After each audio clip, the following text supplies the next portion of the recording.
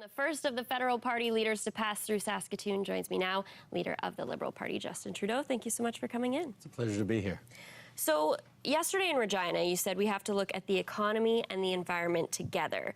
Now, given Saskatchewan's economic dependence on primary resources, I would like to know, how does your party plan to counteract the economic downfall? Well, first of all, we need to be getting our resources to market. And the fact is that we have a government that hasn't understood that the way to develop our economy, the way to get our resources to market, is to demonstrate leadership on the environmental file, to demonstrate that we're doing this in a way that isn't endangering future generations or our land, our water, our air. And that lack of environmental oversight and responsibility is what's hurting our economy. The fact is Mr. Harper hasn't been able to get our resources to market, hasn't been able to get pipelines built in 10 years because he's marginalized the environmental processes. So what we're planning on doing is working with the provinces, making sure that we're restoring public trust to how we actually get these projects built and demonstrate that a government can be a referee, not just a cheerleader for projects like this, and reassure citizens, create partnerships with Aboriginal communities, and also demonstrate a scientific rigor and approach that's going to demonstrate that we get that the environment and the economy go together. So sticking with that balance between environment and economy, what's your view on uranium and nuclear energy, and are those viable options? I think in the mix, as we look forward to moving beyond fossil fuels, we have to look at a range of things, which include obviously wind and solar, but also I think nuclear has a role to play in that. How we make sure that it's done safely and also in a way that can't easily contribute to weaponization around the world are the concerns that people have. Looking at ways we're disposing of it as well is going to be important. But I think nuclear does form a part of the solutions that we have to look for in moving beyond fossil fuels in the coming decades. And now, a couple of years removed from the Canadian Wheat Board debate, is the current situation best for Canadian farmers, do you believe? You know what, on that one, I tend to listen to farmers. There was a promise made by the Conservative government that it would consult with farmers before removing the Wheat Board.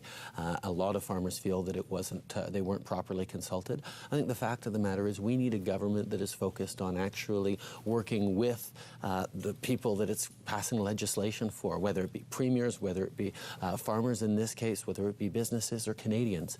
And the fact that this government has let farmers down on grain by rail, for example, 2 years ago, costing billions of dollars in lost profits, whether it's taking away the Prairie Farm Rehabilitation Administration that was there to help through the water troubles that we're having, whether it's droughts or floods. I mean, that's going to be more of a reality in the coming years.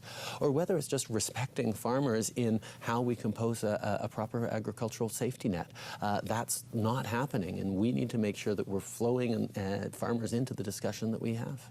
And so during your campaign, your government, you talked about growing the economy from the heart outward. It's something we often hear from you. How do you create more middle-class jobs? And I'm going to do two parts to this one. You also mentioned changing the tax structure. So do you think increasing taxes on the so-called job makers will limit creation of those middle-class jobs? Well, I mean, what I've said for many years is that the middle class is the heart of the Canadian economy. Mr. Harper doesn't see that from 24 Sussex Drive, but Canadians are suffering because middle-class Canadians and those working hard to join it haven't been able to have the opportunities and the capacity to contribute the way they want to. There's a lot of anxiety. What we've committed to doing is something that no other party is doing. We're going to lower taxes by $3 billion for middle-class Canadians. We're going to pay for that by putting a higher tax rate on the wealthiest 1% of Canadians. We're also stopping to send the thousands of dollars in checks to millionaires just because they have children that Mr. Harper is sending, and instead we're giving larger monthly tax-free checks to families who actually need that help. That approach is what's going to grow the economy, because for 10 years Mr. Harper has failed by trying to grow it from the top down. By giving benefits and advantages to the wealthiest, he's actually hurt the entire economy. Now, you don't fear that raising the taxes on again, those so-called job creators is going to lessen the chance of creating those middle-class jobs? What actually allows for the creation of jobs is economic growth. And a top-down approach hasn't resulted in economic growth. We know that you need to grow the economy by strengthening the middle class. And, putting more taxes on the wealthiest people and giving breaks to the middle class and those hoping to join it isn't just about redistribution. It's about actually stimulating and growing the economy so that everyone can benefit. Job creators and profitable businesses do much better when the middle class has money in their pockets to spend, to save, to invest, and a level of confidence. That's the growth this economy needs. That's where Mr. Harper has failed for 10 years. All right, well, unfortunately, we have to take a quick break, but stay tuned. We will be back with Liberal leader Justin Trudeau in just a few minutes. So Aboriginal people make up a large part of this province. You're on record saying you want to repair the broken relationships. What specific steps would a Liberal government do or take, rather, to enact meaningful change? Well, first of all, it's a question of approach from the very beginning. We have to approach things on a respectful nation-to-nation basis. Talk about partnerships. Talk about the kind of shared success on this land we have to build. That goes back, for example, to what the Liberals did around the Kelowna Accord, which was a meaningful, serious accord built around lengthy consultation and a respectful partnership with First Nations.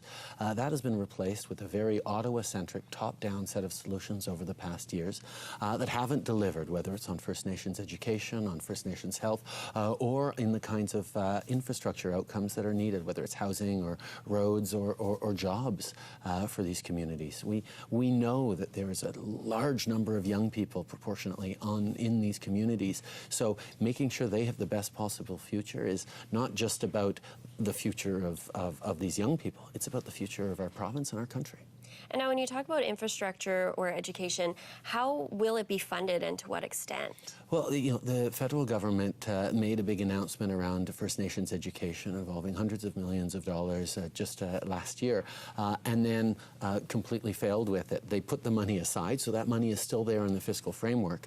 They just haven't actually got around to delivering it. And what we're looking at is working with First Nations to manage to put together a responsible plan that will be driven and led by First Nations, and will actually get those educational outcomes up to a parity level.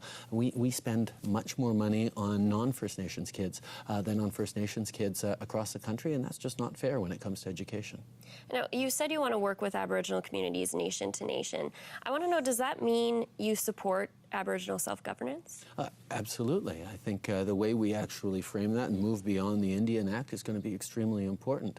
But respecting the rights of Aboriginal people to have a level of self-governance is something that has worked in many parts of the country and needs to continue to be developed. You can't flip a switch and make it happen. You have to work towards it. But I think that's absolutely a goal. This top-down approach of Ottawa knows best has failed not just for the past decade, but for the past centuries. And that's what we need to turn around.